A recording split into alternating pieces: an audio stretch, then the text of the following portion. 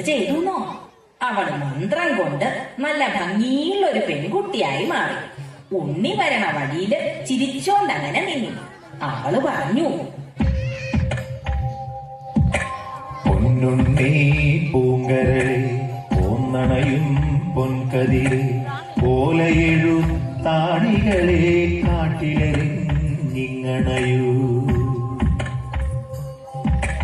കാട്ടിലെറിഞ്ഞണയുകിലോ കലഹിക്കും ഗുരുനാഥൻ പൂത്തമര ചോട്ടിലിരുന്നൊളിനെയും പെൺകൊടിയേ. പൊന്നുണ്ണി പൂങ്കരളെ പോന്നണയും പൊൻകതിരെ വണ്ടോടിൻ വടിവിലെയും നീലക്കല്ലോലകളിൽ മാന്തളിരിൽ തൂവെള്ളി ചെറുമുല്ല പൂമുനയാ പൂന്തണലി ചെറുകാറ്റത്തിവിടയിരുന്നെഴുതാലോ ഓലയെഴുത്താണികളെ കാട്ടിലെറിഞ്ഞിങ്ങണയൂ.